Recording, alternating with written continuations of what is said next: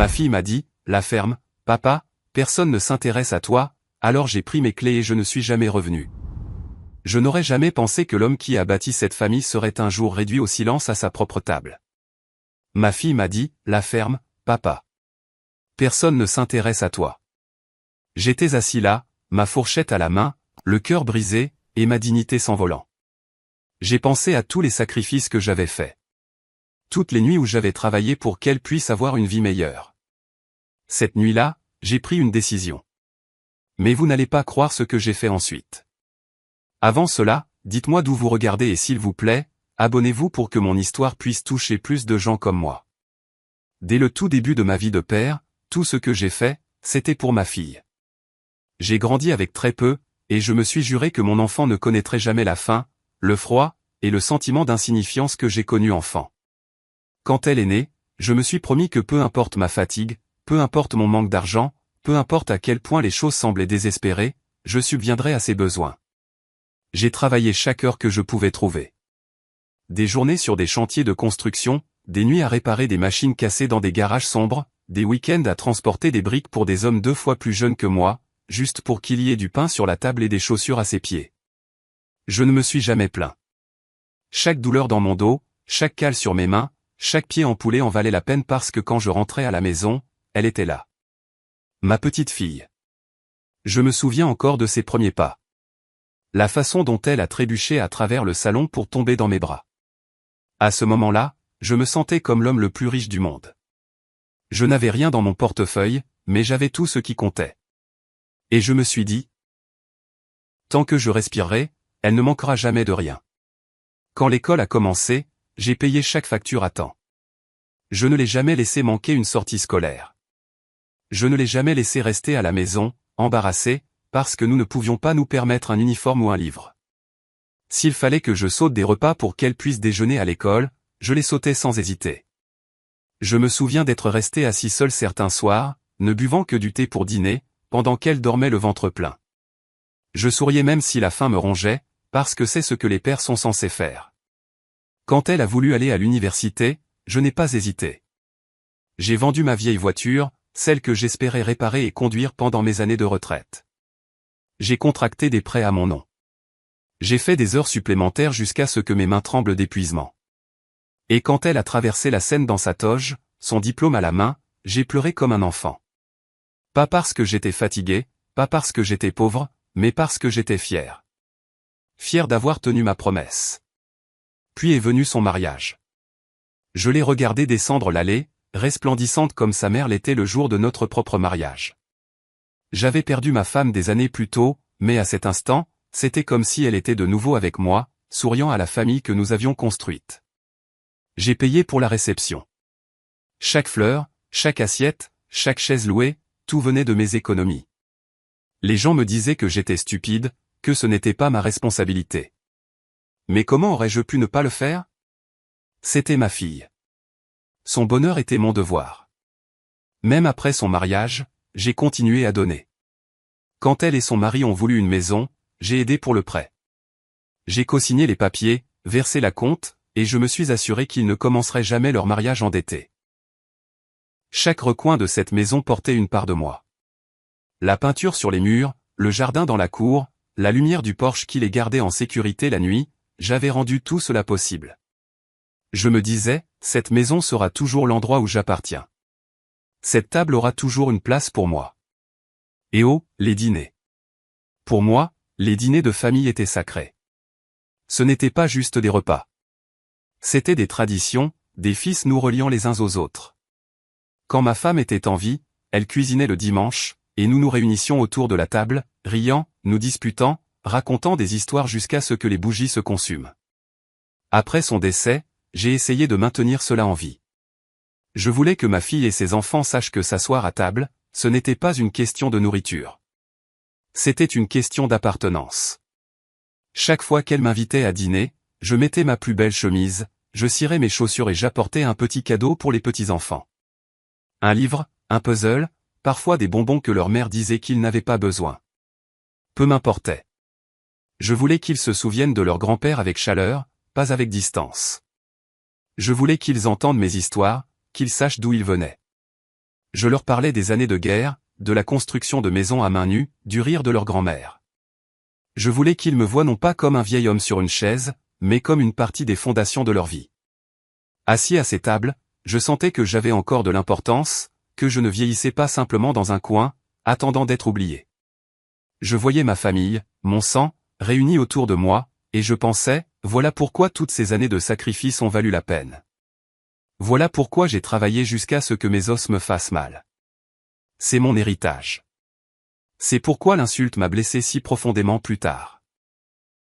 Parce que pour moi, ces dîners n'étaient pas anodins. Il ne s'agissait pas de nourriture ou de routine. Ils étaient sacrés. Ils étaient la dernière parcelle de véritable appartenance qu'il me restait. Je n'avais plus ma femme. Mes amis étaient pour la plupart décédés. Mon corps était devenu frêle. Mais quand je m'asseyais à cette table, racontant une histoire à mes petits-enfants, je me sentais à nouveau entier. Et je croyais, bêtement peut-être, que ma fille comprenait cela, qu'elle y attachait autant de valeur que moi. Je ne m'attendais jamais à ce qu'elle voie mes paroles comme du bruit. Je n'ai jamais pensé que mes histoires étaient un fardeau. Je pensais que je donnais à ces enfants quelque chose que l'argent ne pourrait jamais acheter. La mémoire, l'histoire, un lien avec les personnes qui les ont précédées. Je pensais qu'elle me voyait comme le patriarche, l'aîné, l'homme qui avait donné sa vie pour qu'elle puisse avoir la sienne. Mais j'avais tort. Cette nuit-là, quand elle m'a dit de me taire, j'ai réalisé la vérité. Pour elle, je n'étais plus le patriarche. Je n'étais pas l'homme qui avait bâti son avenir. Je n'étais même plus un père. J'étais juste un vieil homme qui prenait de la place à sa table. Cela ne s'est pas produit d'un seul coup. Si c'était le cas, je l'aurais peut-être remarqué plus tôt. Je me serais peut-être préparé. Mais le changement est venu lentement, par petites coupures qui ne saignaient pas beaucoup au début, mais qui, ensemble, m'ont affaibli. Ma fille, le même enfant que j'avais porté sur mes épaules, la même fille que j'avais accompagnée à l'école, la même jeune femme que j'avais accompagnée à l'hôtel le jour de son mariage, a commencé à me traiter comme si ma présence était quelque chose à endurer plutôt qu'à chérir. Au début, c'était juste son ton, un soupir par-ci, un petit roulement d'yeux quand je répétais une histoire. Je n'y ai pas prêté attention. Je me suis dit, elle est fatiguée. Elle a des enfants. Elle a un mari et des factures. Je ne devrais pas le prendre personnellement. Mais ensuite, les petits signes sont devenus plus acérés. Au dîner, quand je commençais à raconter un souvenir de sa mère, elle me coupait d'un rapide « Papa, on a déjà entendu ça ». Les mots étaient brefs, mais ils piquaient comme un coup de fouet. Le souvenir de ma femme n'était pas une histoire répétée pour moi. C'était tout ce qu'il me restait d'elle. Mais j'ai laissé passer, forçant un sourire, me disant encore « Elle est juste stressée ».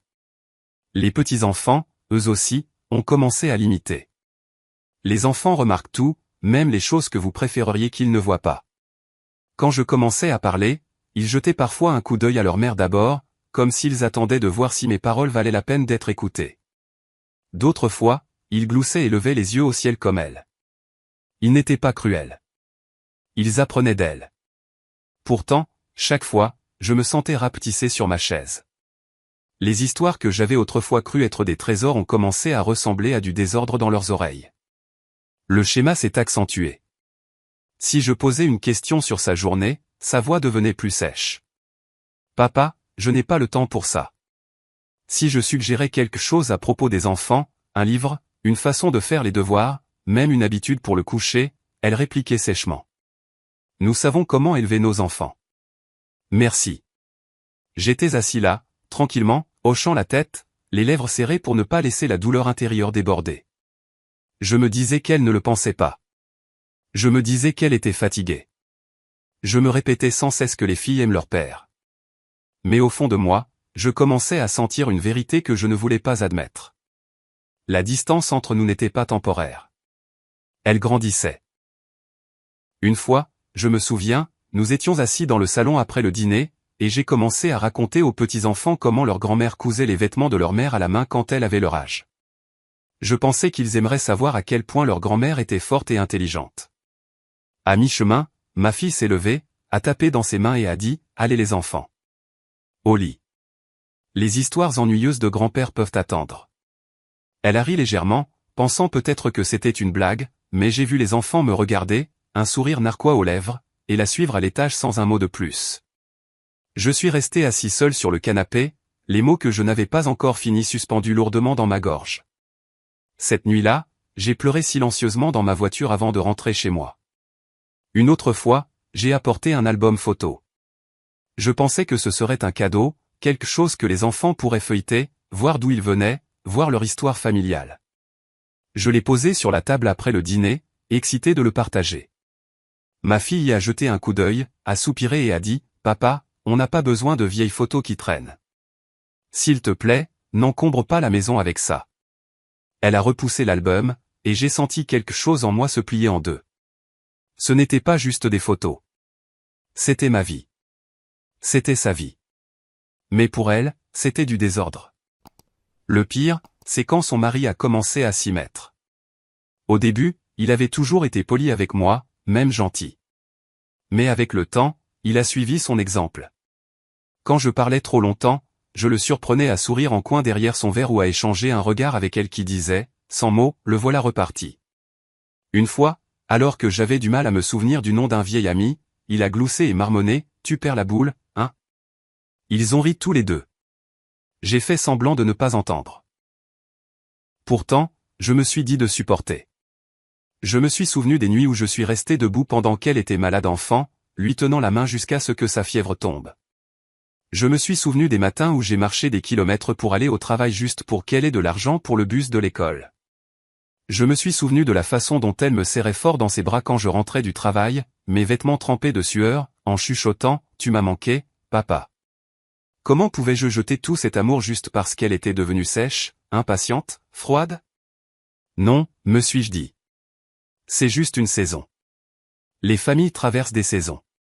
Elle s'adoucira à nouveau. Elle se souviendra. Mais au fil des mois, la distance est devenue plus froide, plus dure, comme un hiver s'installant pour de bon. J'ai remarqué qu'elle ne m'appelait que si elle avait besoin de quelque chose. J'ai remarqué qu'elle ne demandait pas comment j'allais. Même alors que ma santé commençait à montrer son âge, j'ai remarqué que lorsque je parlais à table, la pièce devenait plus lourde, pas plus légère. Je n'étais plus une source de joie. J'étais une obligation. Je l'ai ignoré aussi longtemps que j'ai pu. J'ai souri quand ils se sont moqués de moi. Je suis resté silencieux quand ils m'ont ignoré. Je me suis dit, elle est stressée. Elle ne le pense pas, mais la vérité se rapprochait chaque jour, attendant le moment où je ne pourrais plus la nier. Je n'étais plus son père à ses yeux. J'étais juste un vieil homme qui avait survécu à son utilité. Et puis est venue la nuit à table. La nuit où elle m'a dit de me taire. C'est là que toutes les petites coupures se sont rejointes et ont saigné d'un seul coup. Cette nuit-là devait être ordinaire. Un simple dîner de famille.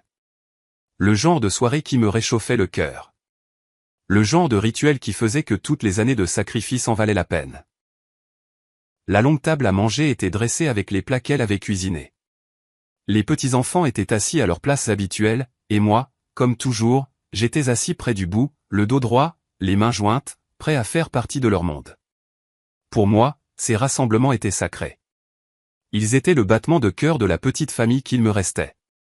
J'étais venu vêtu de ma plus belle chemise, fraîchement repassée, mes chaussures cirées, parce que même à mon âge, je voulais montrer du respect. Je voulais qu'ils voient que j'étais présent non pas comme une ombre, mais comme leur père, leur grand-père, l'homme qui avait jeté les bases de tout cela. La nourriture a circulé, les assiettes se sont remplies, les rires fusaient ici et là. Je souriais tranquillement, laissant le bavardage m'envahir, écoutant les enfants parler de leur école, de leurs jeux, de leurs amis. C'étaient les moments pour lesquels je vivais. Entendre leur voix, me sentir encore faire partie d'une famille. Quand il y a eu une accalmie dans la conversation, j'ai pensé que ce serait le moment idéal pour partager quelque chose qui me trottait dans la tête toute la journée. Ce n'était pas n'importe quelle histoire. C'était à propos de ma défunte femme, leur grand-mère. Je voulais que les enfants entendent parler d'elle, qu'ils connaissent la femme dont l'amour m'avait porté à travers les années les plus difficiles. Je me suis raclé la gorge doucement et j'ai commencé, vous savez, quand votre grand-mère avait votre âge, elle avait l'habitude de... Ma voix était posée, calme, remplie de la tendresse du souvenir. Mais avant que je puisse finir, j'ai vu ma fille se raidir. Ses yeux se sont plissés, ses lèvres se sont serrées en une ligne fine. Et puis, tranchant comme un couteau au milieu du repas, elle a lâché, la ferme, papa. Personne ne s'intéresse à toi. Les mots sont restés suspendus dans l'air. Lourds, brutaux, définitifs. Ma fourchette s'est figée à mi-chemin de ma bouche. Pendant un instant, j'ai cru avoir mal entendu. Sûrement ma fille, l'enfant que j'avais élevé avec amour, la femme pour qui j'avais tout sacrifié, n'aurait pas pu me dire ça. Pas ici, pas devant ses enfants, pas avec un tel venin. Mais il n'y avait pas d'erreur. Sa voix avait été claire, assez forte pour que tout le monde à table l'entende. Pire que ces mots, il y a eu le son qui a suivi, le rire de son mari. Il ne s'est pas précipité pour adoucir le coup. Il n'a pas dit « Allons, c'est un peu trop ». Au lieu de ça, il a gloussé, comme si l'humiliation de son père était quelque chose d'appréciable. Ce rire a rendu le silence autour de la table insupportable. Les petits-enfants ont baissé les yeux sur leurs assiettes, évitant mon regard. Ils ne m'ont pas défendu, mais je ne pouvais pas les blâmer. C'étaient des enfants. Ils apprenaient à ce moment-là comment me traiter, apprenant de la femme même que j'avais autrefois portée dans mes bras. Le plus jeune s'agitait avec sa cuillère, les joues rouges de honte. L'aîné faisait semblant de boire de l'eau, bien que ses mains tremblent légèrement. J'ai tout vu, et j'ai compris. Ils sentaient le poids de l'insulte, eux aussi. Mais ils n'avaient pas le pouvoir de l'arrêter. À l'intérieur, mon cœur s'est fissuré. Je voulais crier, exiger le respect, lui rappeler chaque nuit où j'avais travaillé dans la douleur, chaque pièce que j'avais économisée, chaque rêve que j'avais abandonné pour qu'elle puisse s'asseoir à cette table même sans souci. Mais ma voix n'a pas voulu sortir. Au lieu de cela, j'ai baissé les yeux, j'ai délicatement posé ma fourchette sur l'assiette et j'ai gardé la bouche fermée. Je lui ai laissé le dernier mot parce que j'ai réalisé alors que ce n'était pas juste un mot. C'était une vérité en laquelle elle croyait. La pièce a continué sans moi. Les conversations ont repris. Les rires sont revenus. Mais je suis resté assis là comme un fantôme, invisible, humilié. Chaque son semblait lointain, comme si je ne faisais plus partie d'eux, juste un intrus à une table qui était autrefois la mienne. Ma fille ne m'avait pas seulement réduit au silence, elle m'avait dépouillé de ma dignité devant la famille même que j'avais bâtie.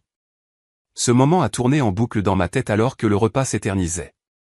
J'ai pensé à ma femme, comment elle aurait pleuré si elle avait vu sa fille me parler de cette façon.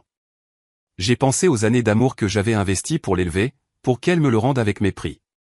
Et je me suis vu assis là, ravalant tranquillement la douleur, faisant semblant d'être calme pour que les petits-enfants ne me voient pas craquer. Quand les assiettes ont été débarrassées et que la soirée s'est terminée, j'ai repoussé ma chaise lentement et je me suis excusé. Personne ne m'a arrêté. Personne ne m'a demandé si j'allais bien. Personne n'a même remarqué la façon dont ma main tremblait en prenant mon manteau. Pour eux, c'était juste un dîner de plus. Pour moi, c'était la nuit où j'ai réalisé que je n'étais plus un père à cette table. J'étais un inconvénient. Et cette prise de conscience, plus que l'insulte elle-même, est ce qui m'a vidé. C'est le moment où j'ai compris que quelque chose était mort entre nous, et que cela ne pourrait jamais être ramené à la vie. Au moment où elle a prononcé ces mots, toute la pièce a basculé. Ma fourchette était figée à mi-course, ma main tremblant légèrement, bien que j'ai essayé de le cacher. Le son de sa voix me disant de me taire n'a pas résonné qu'une seule fois. Il semblait rebondir contre les murs, se répéter dans ma tête et m'oppresser la poitrine. Je pouvais sentir la chaleur monter à mon visage, la piqûre dans mes oreilles, le poids dans ma gorge alors que je ravalais la boule qui menaçait de m'étouffer. Le pire, ce n'était même pas ces mots. C'était le silence qui a suivi. Un silence si tranchant qu'il coupait plus profondément que n'importe quelle insulte. Les petits-enfants fixaient leurs assiettes comme si leur nourriture était soudainement devenue la chose la plus fascinante au monde. Leurs petites épaules se sont raidies. Leurs yeux se sont dirigés partout sauf vers moi. Ils ne riaient pas. Ils ne souriaient pas. Ils ne respiraient même pas fort. Ils étaient gênés pour moi, mais aussi effrayés. Effrayés de ce que signifiait s'opposer à leur mère. Et c'est ce qui m'a fait encore plus mal à la poitrine, car j'avais toujours imaginé que mes petits-enfants me regarderaient avec respect, avec chaleur, avec admiration. Au lieu de cela, à ce moment-là, ils m'ont regardé avec pitié, et la pitié, ai-je réalisé, peut sembler encore plus froide que la cruauté. Le gloussement de son mari résonnait encore à mes oreilles. Ce son, si désinvolte, si imperturbable, était comme une autre gifle. Il me disait clairement que ce n'était pas un coup de colère. Ce n'était pas quelque chose qu'elle regretterait plus tard. Non, c'était un divertissement. Mon humiliation était leur amusement partagé. Pendant des années, j'avais payé pour leur confort, assuré la stabilité de leur foyer, et comblé les manques quand la vie devenait trop chère. Et pourtant, il était assis là, souriant de ma douleur, appréciant le moment où sa femme me réduisait à néant. J'ai baissé la tête et je n'ai rien dit. Mon instinct me disait de parler, de me défendre, de leur rappeler qui j'étais et ce que j'avais donné. Mais ma fierté ne me permettait pas de mendier la dignité. Si j'avais parlé alors, ma voix se serait brisée. Ma colère se serait déversée, et ils l'auraient rejetée comme le caprice d'un vieil homme. Non, j'ai choisi le silence, non pas parce que j'étais d'accord avec eux, mais parce que j'ai refusé de les laisser me voir briser. Mon visage calme était le dernier bouclier qu'il me restait. Mais à l'intérieur, je me brisais. Des souvenirs ont défilé dans mon esprit. Je me suis souvenu de l'avoir porté sur mes épaules quand ses jambes étaient trop fatiguées pour rentrer de l'école. Je me suis souvenu d'être resté debout toute la nuit pour enchaîner les services afin qu'elle puisse avoir une nouvelle robe pour le bal de l'école. Je me suis souvenu de son mariage, me tenant fièrement alors qu'elle entrait dans une vie que j'avais aidé à construire. Et me voilà, des décennies plus tard, réduit au silence à sa table comme un étranger qui aurait abusé de son hospitalité. J'ai essayé de continuer à manger, mais la nourriture est devenue cendre dans ma bouche. Chaque bouchée était lourde, sans goût, suffocante. Ma main tremblait légèrement en soulevant ma fourchette, mais je me suis forcé à mâcher lentement, silencieusement, prétendant que tout allait bien, parce que c'est ce que j'avais fait pendant des années. Prétendre. Prétendre que je ne remarquais pas les roulements d'yeux, le ton dédaigneux, les blagues chuchotées dans mon dos. Prétendre qu'elle m'aimait toujours de la même manière que je l'aimais. Prétendre que j'étais toujours le père dont elle avait besoin. Mais cette nuit-là, il n'y avait pas de faux semblant. L'insulte avait été trop vive, trop publique, trop indéniable. J'ai regardé la table une dernière fois. Mes petits-enfants, silencieux et raides, son mari souriant dans son verre. Ma fille, assise bien droite, satisfaite d'elle-même, faisant avancer la conversation comme si de rien n'était, et moi, me ratatinant à l'intérieur, mon cœur se fissurant silencieusement là où personne ne pouvait le voir. L'humiliation n'était pas seulement dans les mots. C'était dans le fait que personne ne m'a défendu. Personne n'a dit « c'est un peu trop ». Personne n'a même essayé de changer de sujet pour m'épargner. Le silence était un accord. Le silence était une approbation. Le silence m'a dit exactement où je me situais dans cette famille. Nulle part. J'ai avalé la dernière bouchée de mon assiette, j'ai posé délicatement ma fourchette et j'ai plié soigneusement ma serviette. Mon visage ne montrait rien. Pas de douleur, pas de colère, pas même de déception, juste du calme. Parce qu'à ce moment-là, j'ai réalisé quelque chose d'important. S'ils pouvaient m'humilier si facilement, c'est qu'ils avaient déjà cessé de me voir comme un membre de la famille depuis longtemps. Le repas s'est terminé et les gens se sont levés de table. Les chaises ont grincé contre le sol. La vaisselle a cliqueté en étant ramassée. La vie continuait autour de moi, mais je me sentais figé sur place. Mon corps était assis sur cette chaise, mais mon esprit était déjà parti. J'ai su alors que c'était le dernier dîner auquel j'assisterais dans cette maison.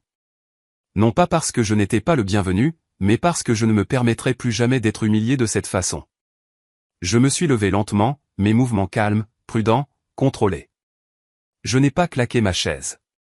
Je n'ai pas élevé la voix. Je n'ai pas exigé d'excuses. J'ai simplement marché tranquillement, tenant ma fierté comme un morceau de verre fragile dans ma poitrine. Pour eux, cela a pu ressembler à de la faiblesse. Mais je savais la vérité.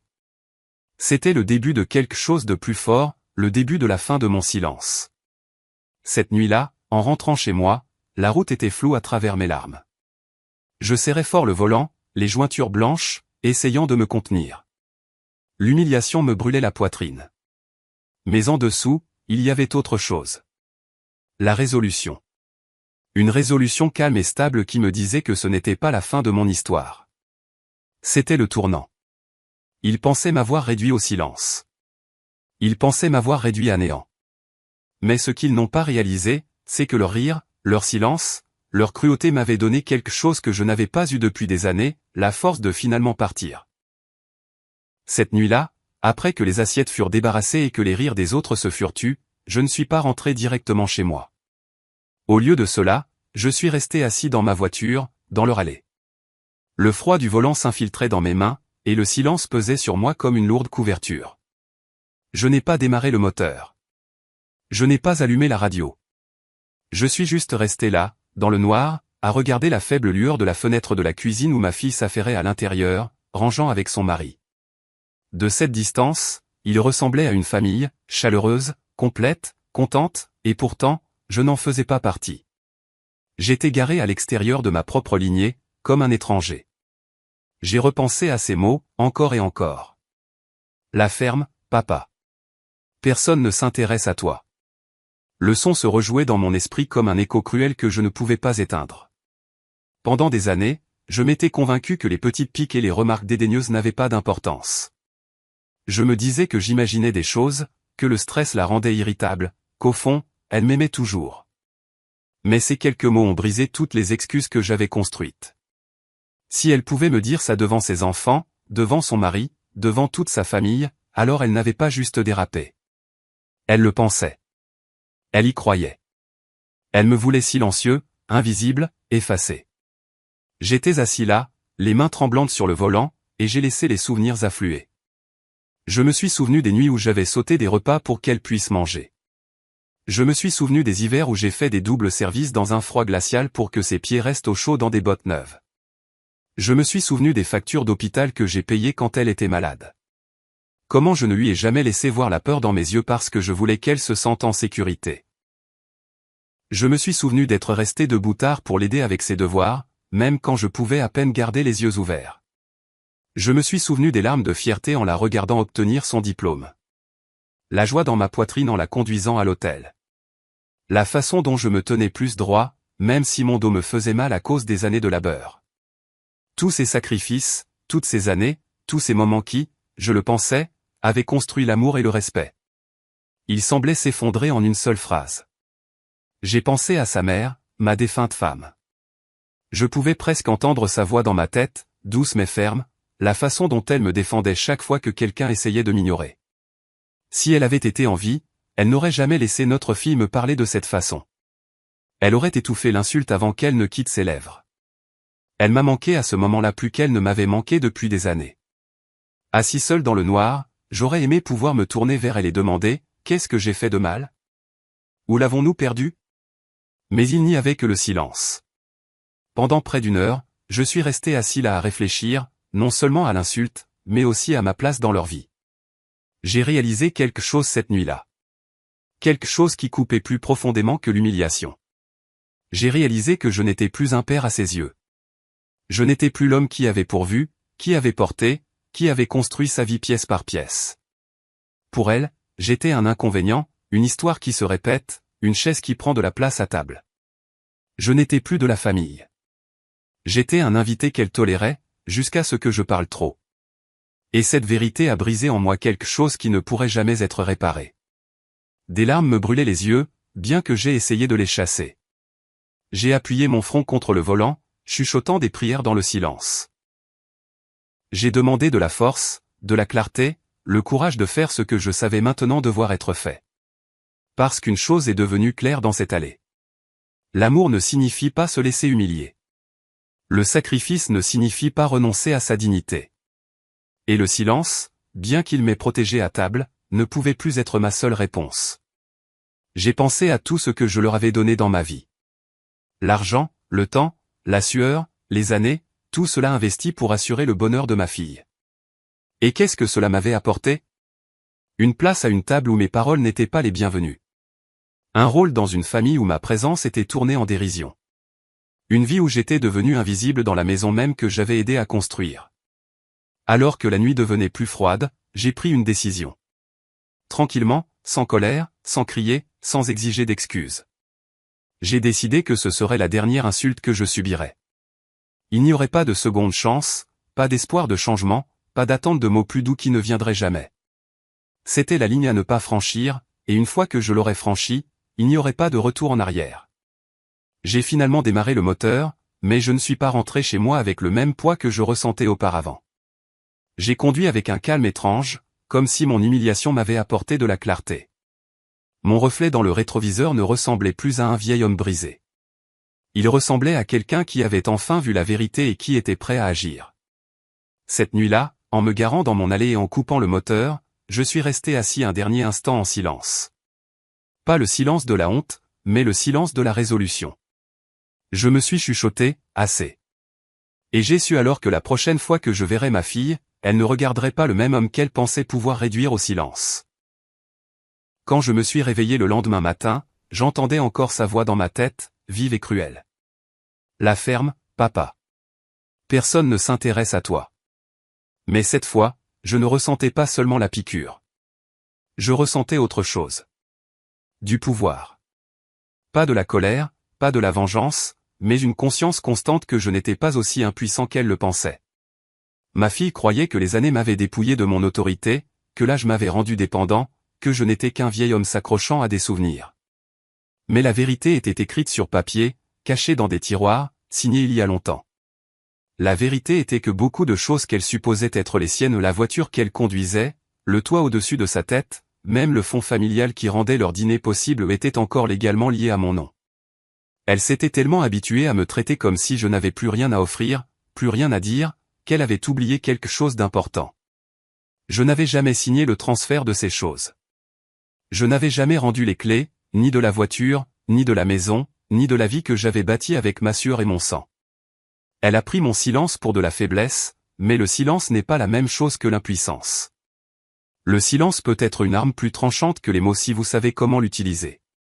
Je me suis assis à la table de la cuisine dans ma petite maison, une pile de dossiers devant moi, actes de propriété, relevés bancaires, titres, contrats. Chaque page était une preuve des sacrifices que j'avais faits, une preuve des choses que j'avais construites, et une preuve que malgré son arrogance, son confort reposait toujours sur les fondations de mon travail. J'ai pensé à la façon dont elle m'avait regardé à table, me rejetant comme un fardeau, et j'ai presque ri, non pas de joie, mais d'incrédulité. Elle n'avait aucune idée que l'homme à qui elle avait dit de se taire tenait encore les ficelles de sa vie. La voiture qu'elle conduisait, achetée à mon nom, assurée par mon compte. La maison familiale, dont l'hypothèque était co-signée par moi, et le terrain sur lequel elle se trouvait était encore lié à ma signature. Le fonds dans lequel elle puisait quand les factures devenaient trop lourdes. Ma pension, mes économies, s'amenuisant de plus en plus parce que j'avais toujours dit oui quand elle demandait. Elle pensait que le temps avait effacé ma main dans sa vie, mais le temps n'avait rien fait de tel. Mon nom était encore écrit partout. J'ai pris mes vieilles clés de voiture, celles que j'avais glissées dans ma poche à table la veille. En les faisant tourner dans ma paume, j'ai réalisé à quel point ces clés signifiaient. Elles n'étaient pas seulement pour démarrer un moteur. Elles symbolisaient la propriété, le contrôle, l'autorité. Quand je me suis levé et que je les ai prises à table, ce n'était pas un geste anodin. C'était le rappel silencieux que je n'étais pas un invité dans sa vie. J'étais la fondation sur laquelle elle se tenait. Et la vérité, c'est que je pouvais partir à tout moment. La voiture pouvait disparaître d'un simple appel. La maison pouvait être vendue avec une signature. Le fonds pouvait être redirigé, vidé, coupé. Elle pensait m'avoir réduit au silence pour toujours à cette table. Mais elle n'avait fait que réveiller quelque chose que j'avais gardé enfoui trop longtemps. La volonté de reprendre ma dignité. J'ai repensé à l'homme que j'étais. L'homme dont ma femme était tombée amoureuse. Fort, fier, inébranlable. Quelque part en cours de route, je m'étais laissé rapetisser. J'avais laissé les mots acerbes et les regards dédaigneux de ma fille me convaincre que je n'étais rien de plus qu'un vieil homme au bout de son histoire. Mais en regardant ces papiers, ces signatures, ces clés, je me suis souvenu de la vérité. J'étais toujours le patriarche. J'étais toujours l'homme qui avait bâti cette famille. Et mon silence n'était pas de la faiblesse. C'était la force de la patience, attendant le bon moment pour agir. Je ne suis pas entré en trompe dans sa maison pour la confronter. Je n'ai pas crié ni exigé le respect. Cela aurait été du souffle gaspillé. Non, ma réponse ne viendrait pas en mots. Ma réponse viendrait dans le mouvement silencieux du pouvoir. Ma réponse viendrait dans la prise de conscience que les choses qu'elle pensait lui appartenir pouvaient être enlevées sans élever la voix, sans se battre, sans même un avertissement. En remettant les dossiers dans le tiroir de mon bureau, je me sentais calme. Mon humiliation à table avait allumé un feu en moi, mais il n'était pas sauvage ou incontrôlé. Il était stable, concentré, délibéré. Je n'avais pas besoin d'élever la voix. Je n'avais pas besoin de la supplier de me voir à nouveau comme son père. Cette partie de notre relation était déjà morte. Ce que je devais faire, c'était me réapproprier. Et je le ferais avec la même patience avec laquelle j'avais toujours vécu. Les clés cliquetaient doucement dans ma main, et je les ai remises dans ma poche. Elles étaient à moi, tout comme tout ce qu'elles supposaient être à elles. Et j'ai réalisé alors que le moment venu, je ne crierai pas. Je ne discuterai pas. Je n'expliquerai même pas. J'agirai simplement, tranquillement, fermement, finalement. Parce que parfois, la vengeance la plus aiguë n'est pas dans le bruit, mais dans le silence. Et j'étais prêt à laisser mon silence parler plus fort que son insulte ne l'avait jamais fait. Le lendemain soir, après une longue journée de silence dans ma petite maison, je savais que le moment était venu. L'humiliation de ce dîner ne s'était pas estompée. Elle s'était installée au plus profond de mes os, stable et indéniable. Je n'étais pas en colère de manière bruyante et explosive. Ma colère s'était refroidie pour devenir quelque chose de plus aiguisé, de plus net. Ce n'était plus la rage qui me guidait. C'était la clarté. Pour la première fois depuis des années, je pouvais voir ma vie sans illusion. Ma fille ne me respectait pas. Mon gendre se moquait de moi. Mes petits-enfants apprenaient à m'ignorer. Je n'étais pas de la famille à leur table. J'étais un meuble. Et j'ai décidé que je ne vivrais pas le reste de ma vie comme un meuble dans la maison de quelqu'un d'autre. Je me suis assis seul à ma table à manger, une simple table en bois avec des rayures et des taches des années passées. Et j'ai exposé mes options. Je pouvais la confronter, lui dire directement à quel point elle m'avait blessé. Mais qu'est-ce que cela apporterait? Plus de rire, plus de dédain, peut-être même une cruauté plus vive. Je pouvais lui pardonner, enterrer l'insulte comme j'en avais enterré tant d'autres. Mais le pardon sans changement n'est que capitulation. Et j'avais capitulé trop de fois déjà. Où je pouvais prendre la décision qui se formait en moi depuis que j'avais ramassé mes clés la veille. Je pouvais partir. Pas temporairement, pas comme un geste dramatique pour lui faire peur, mais entièrement, complètement, définitivement. Plus j'y pensais, plus je ressentais de paix. Partir n'était pas de la lâcheté. C'était de la survie. C'était de la dignité. J'ai réalisé que je m'étais accroché à l'espoir qu'un jour elle me verrait à nouveau comme son père, comme l'homme qui lui avait tout donné. Mais l'espoir m'avait aveuglé. Chaque année, elle était devenue plus froide, plus dédaigneuse, plus cruelle. Et chaque année, je me disais que c'était temporaire. Mais la vérité était là, dans ces mots. Personne ne s'intéresse à toi. Ce n'était pas le stress qui parlait. Ce n'était pas une mauvaise humeur. C'était sa vérité. Et j'ai donc créé la mienne. Je me suis levé de ma chaise, je suis allé au placard et j'ai sorti une petite valise. Pas la grande que j'utilisais pour les longs voyages, mais la petite, celle que l'on emporte quand on ne prévoit pas de revenir. Lentement, méthodiquement, j'ai commencé à faire mes bagages. Quelques chemises, un pantalon, mon manteau chaud, la photo de ma femme que je gardais sur ma table de chevet, et le dossier de papiers importants que j'avais examiné la veille. Je n'ai pas pris grand-chose. Je n'avais pas besoin de grand-chose. Pour la première fois depuis des décennies, je faisais mes valises pour moi-même. Pas pour un voyage en famille, pas pour les besoins de quelqu'un d'autre, juste pour moi. En pliant mes vêtements, j'ai pensé à la vie que je laissais derrière moi. La maison que ma fille supposait être un jour la sienne, le fond dans lequel elle puisait sans gratitude, la voiture qu'elle pensait posséder, tout cela était lié à moi. Tout cela resterait mien jusqu'à ce que j'en décide autrement. Et je savais qu'en partant, je commencerais le processus pour retirer son nom de tout. Le testament, les comptes, les actes de propriété. Mon silence à cette table avait été la dernière chose qu'elle entendrait de moi. Ma décision maintenant serait plus forte que n'importe quel mot. J'ai traversé la maison une dernière fois. Les murs étaient nus, les pièces calmes. Mais cet endroit avait été le mien. Il avait été rempli de souvenirs de ma femme, d'échos de rires de jours meilleurs, d'une chaleur qui s'était lentement estompée depuis son décès. J'ai touché le cadre de la porte où j'avais autrefois mesuré la taille de ma fille avec un crayon. Chaque ligne, un enregistrement de ses années de croissance. Mes doigts s'y sont attardés, tremblant légèrement. Pendant un instant, j'ai ressenti une pointe de chagrin. Pas pour la maison, pas pour les choses, mais pour l'amour qui avait autrefois vécu ici. L'amour qui était mort au moment où elle m'a dit de me taire. Ma valise près de la porte, j'ai pris mes clés. Cette fois, je ne les considérais pas comme les siennes ou celles de quelqu'un d'autre. Elles étaient à moi, symbole de ce que je contrôlais encore, de ce qu'elle ne pourrait jamais me prendre. Je les ai glissés dans ma poche, j'ai redressé le dos et je me suis chuchoté, c'est la dernière fois. La dernière fois que je mangerai à sa table. La dernière fois que je subirai son mépris. La dernière fois que je laisserai ma vie être réduite au silence. J'ai regardé la pièce une fois de plus, non pas avec tristesse, mais avec finalité. Chaque photo, chaque meuble, chaque souvenir ici avait été teinté de déception. Et je savais que porter ces choses avec moi ne ferait que m'alourdir. Je n'en avais pas besoin. Tout ce dont j'avais besoin, c'était la décision que j'avais déjà prise. Et donc, sans hésitation, j'ai éteint les lumières, j'ai verrouillé la porte derrière moi et je suis sorti dans l'air frais de la nuit. La rue était calme, le ciel au-dessus, large et infini. Pour la première fois depuis des années, j'ai ressenti un étrange sentiment de liberté. Pas la liberté de la jeunesse, mais la liberté d'un homme qui avait enfin lâché le poids qui l'écrasait. Je n'ai pas dit au revoir. Je n'ai pas laissé de mots. Je n'ai pas fait de discours. Ma fille me voulait silencieux. Et donc silencieux je serais, mais à mes conditions. Mon silence ne serait plus le silence de l'humiliation. Ce serait le silence du départ, le silence d'une porte qui se ferme, le silence d'un homme qui reprend sa dignité. Cette nuit-là, je suis parti en voiture. Sans destination en tête. Juste loin. Loin des insultes. Loin des yeux froids.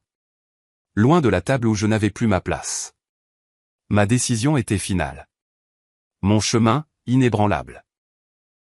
Je n'ai pas regardé en arrière. Pas une seule fois. Parce que parfois, les mots les plus forts qu'un homme puisse prononcer sont l'absence de mots.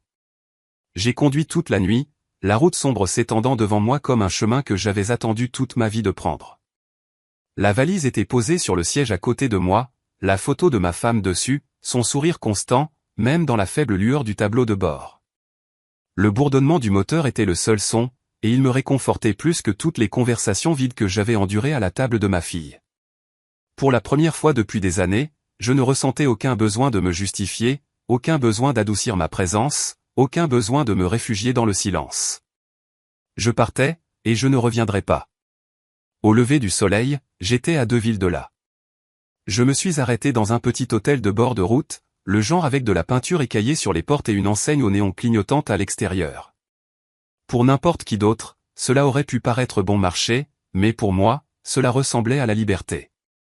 Je me suis enregistré avec rien de plus que mon nom, j'ai payé en espèces et j'ai monté ma petite valise dans les escaliers qui craquaient. La chambre sentait légèrement la poussière, mais c'était la mienne, mon espace, mon choix. Je me suis assis sur le lit, j'ai regardé par la fenêtre la rue inconnue en contrebas, et pour la première fois depuis des décennies, j'ai ressenti une étrange sorte de paix.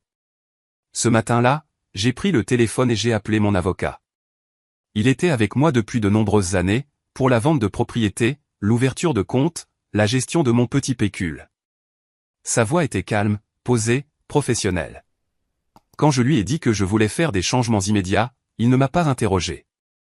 Il a simplement dit, dites-moi ce dont vous avez besoin. Et je lui ai tout dit. Je voulais que le nom de ma fille soit retiré de mon testament. Je voulais qu'elle soit coupée de tous les comptes, de tous les actes, de tous les actifs. Je voulais que la maison qu'elle pensait être un jour la sienne soit préparée pour la vente. Je voulais que mon silence se transforme en action. Une action qui ne pourrait pas être défaite. Il a demandé si j'étais sûr. Je n'ai pas hésité. Oui, ai-je dit. J'en suis sûr. Dans les jours qui ont suivi, les papiers ont bougé plus vite que les mots ne l'auraient jamais pu. Signature, transfert, autorisation. Mon avocat a travaillé discrètement, comme je l'avais demandé. Ma fille ne savait rien. Pendant qu'elle vivait ses journées en pensant que ces mots cruels m'avaient réduit au silence, la vérité était le contraire. Mon silence avait commencé à effacer sa place dans mon héritage. Je ne l'ai pas appelé. Je n'ai pas discuté. Je n'ai pas expliqué. Il n'y avait plus rien à expliquer. Le soir, je m'asseyais près de la fenêtre de ce petit hôtel, regardant la rue calme, et je pensais à ce que je faisais. Était-ce dur? Peut-être. Mais était-ce juste? Absolument. Elle avait pris mes sacrifices pour acquis. Elle m'avait humilié devant ses enfants, devant son mari, devant moi-même. Elle m'avait dit que je n'étais rien. Et maintenant, je lui montrais, non pas avec des mots, non pas avec de la colère, mais avec le silence et les signatures, que j'étais encore tout. J'ai imaginé sa surprise quand la vérité lui parviendrait enfin. Les appels téléphoniques qu'elle passerait, la panique dans sa voix, l'incrédulité quand elle réaliserait que j'étais parti, et que le filet de sécurité sur lequel elle avait toujours compté avait disparu avec moi. Je ne l'ai pas savouré avec joie. Je n'étais pas un homme cruel, mais je savais que c'était nécessaire. Nécessaire pour lui rappeler que le respect n'est pas facultatif, que la famille n'est pas une route à sens unique, qu'un père n'est pas un serviteur à congédier. Chaque matin, je descendais au café du coin près de l'hôtel, je commandais un petit déjeuner et je m'asseyais seul avec mes pensées. Les gens là-bas ne me connaissaient pas. Pour eux, j'étais juste un autre vieil homme avec une valise, sirotant un café et mangeant des toasts. Mais pour moi, cet anonymat était un cadeau. Je n'étais pas, papa, là-bas. Je n'étais pas un fardeau. Je n'étais pas une histoire à faire taire. J'étais juste moi, et c'était suffisant. Après une semaine, la paperasse était terminée. Mon avocat l'a confirmé. Ma fille a été retirée de ma succession. Son nom a été effacé de chaque ligne où il était apparu autrefois. La maison a été mise en vente, le compte sécurisé, les actifs protégés. À chaque changement, je me sentais plus léger. Le poids de l'humiliation a été remplacé par la force de la résolution. Je n'avais pas élevé la voix. Je n'avais pas exigé d'excuses. J'avais simplement disparu. Et ce faisant, j'avais pris tout ce qu'elle pensait être à elle. Une nuit, alors que j'étais assis dans cette petite chambre d'hôtel, j'ai sorti la photo de ma femme et je l'ai posée sur la table de chevet. Je lui ai chuchoté comme si elle pouvait encore m'entendre. J'ai fait ce que tu aurais voulu. Je ne l'ai pas laissé me briser. Je n'ai pas laissé nos sacrifices être tournés en dérision.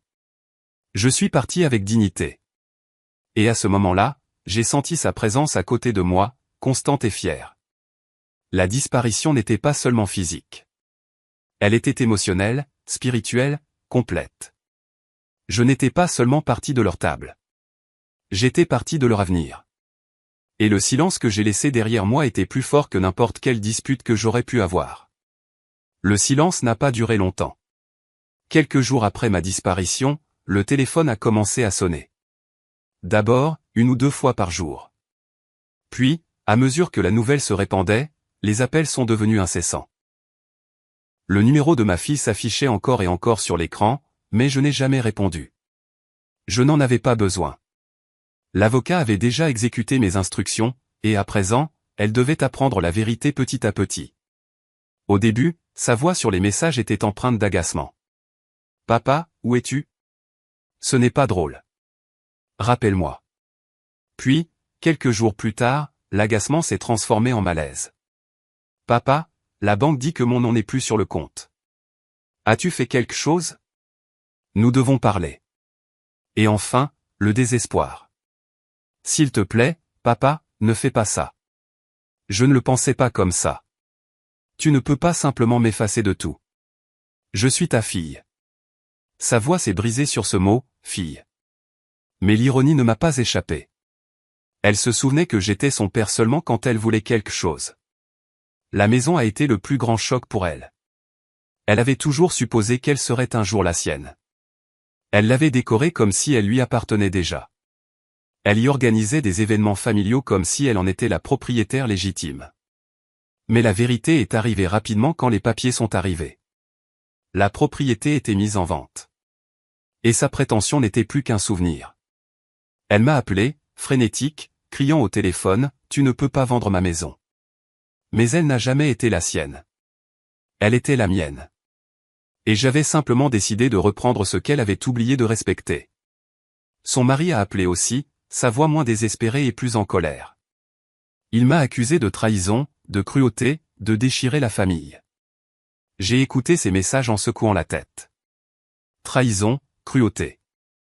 Il m'avait moqué, réduit au silence, humilié. Il m'avait traité comme un vieil homme qui n'avait plus rien à donner.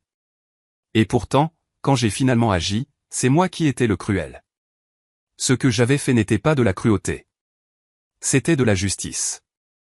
Une justice calme et mesurée. Les petits-enfants n'ont jamais appelé. Peut-être étaient-ils trop jeunes pour comprendre. Ou peut-être étaient-ils protégés de la vérité. Mais je pensais souvent à eux. J'espérais qu'un jour, quand ils seraient plus âgés, ils regarderaient en arrière et comprendraient que le silence a des limites, que le respect n'est pas facultatif, que même l'homme le plus doux peut choisir de partir. Mon avocat m'a envoyé des mises à jour. La panique de ma fille s'est transformée en résignation une fois qu'elle a réalisé qu'il n'y avait pas de retour en arrière possible. Les papiers étaient signés. Les ventes étaient finales. Les comptes étaient scellés. Elle n'avait aucune réclamation légale, aucun pouvoir pour défaire ce qui avait été fait. Mon silence avait parlé plus fort que son insulte ne l'aurait jamais pu. Et moi? Je n'ai pas jubilé. Je n'ai pas célébré. J'ai simplement respiré plus facilement. Le poids d'attendre son amour. La douleur d'espérer son respect, la peine de subir l'humiliation, tout cela s'est envolé. Je n'attendais plus d'appels qui ne venaient jamais. Je ne m'asseyais plus à une table où mes paroles n'étaient pas désirées. Je ne vivais plus une demi-vie dans l'ombre du manque de respect. Elle m'avait dit de me taire. C'est ce que j'ai fait. Mais mon silence ne signifiait pas la défaite. Il signifiait le départ. Il signifiait qu'elle n'entendrait plus jamais ma voix à sa table, ni ne verrait mon nom dans son avenir. Elle m'avait poussé hors de son monde avec ses mots, et j'avais fermé la porte derrière moi avec mes actions. Au final, les conséquences ont été simples. Elle a perdu tout ce qu'elle pensait être à elle. Et j'ai gagné la seule chose qu'elle ne pourrait jamais me donner. La paix. Aujourd'hui, je suis assis dans un endroit loin de cette table. Un chalet tranquille près des montagnes, entouré de grands pins et du son des rivières qui ne cessent de couler. L'air ici est vif, pur, intact de l'amertume que j'ai laissée derrière moi. Le matin, je me réveille au chant des oiseaux au lieu de voix acerbes. Je prépare mon café lentement, savourant la vapeur qui s'élève de la tasse, et je m'assois près de la fenêtre pendant que le soleil répand sa lumière sur les sommets. Il n'y a pas de tension dans l'air, pas de poids sur ma poitrine, pas de peur des mots cruels qui pourraient venir. Il n'y a que la paix. Au début, le silence semblait étrange. Pendant tant d'années, j'avais vécu dans le bruit de la famille, le bavardage des petits-enfants, la voix réprobatrice de ma fille, l'écho de rire qui ne m'était pas destiné. Mais ce silence est différent. Ce n'est pas le silence de l'humiliation. C'est le silence de la dignité. Ici, quand je choisis de ne pas parler, c'est parce que je suis content, pas parce qu'on me fait taire. Je prends mes repas seul, oui, mais je le fais avec fierté, pas avec honte. Chaque bouchée a le goût de la liberté. Chaque souffle est une reconquête. Je me suis créé un nouveau rythme. Le matin, je marche lentement le long des sentiers de terre, ma canne à la main, saluant de la tête des voisins qui ne connaissent pas mon histoire et n'ont pas besoin de la connaître. Pour eux, je suis juste un autre vieil homme qui aime l'air frais et les longues promenades, et c'est suffisant. L'après-midi, je lis des livres pour lesquels je n'avais jamais eu le temps quand je travaillais et me sacrifiais, des histoires qui m'emmènent loin de mon propre passé. Le soir, je m'assois près du feu, la photographie de ma défunte femme sur la cheminée. Je lui parle parfois doucement, lui racontant ce que j'ai fait, comment j'ai survécu, comment j'ai choisi la dignité plutôt que l'humiliation. Et dans ces moments, je la sens près de moi, comme si elle approuvait.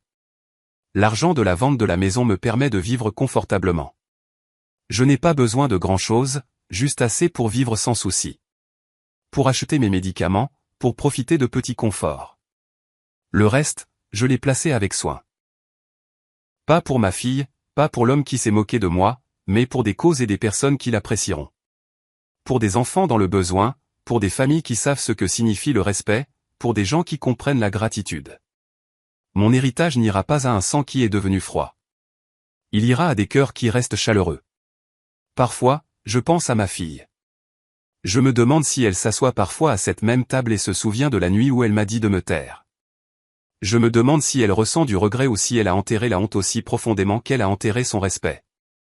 Mais je me rappelle alors que cela n'a plus d'importance. Ses choix sont les siens et les miens sont les miens. Je n'attends pas ses excuses. Je ne garde pas de place pour son retour. Mon histoire avec elle s'est terminée au moment où je suis parti. Et je ne ressens aucune culpabilité pour cela, car l'amour sans respect n'est pas de l'amour. Une famille sans dignité n'est pas une famille. Et le silence, lorsqu'il vous est imposé, est une humiliation. Mais le silence choisi de votre propre chef est un pouvoir. Alors je reste ici, dans mon petit chalet dans les montagnes, vivant tranquillement, vivant librement. Je n'ai pas besoin de grands gestes. Pas de soif de vengeance au-delà de ce que j'ai déjà fait. Ma paix est suffisante. Ma dignité est intacte. Mon cœur, bien que marqué de cicatrices, est stable. Ma dernière pensée est la suivante. Elle m'a dit de me taire. C'est ce que j'ai fait. Et dans mon silence, j'ai pris tout ce qu'elle pensait être à elle.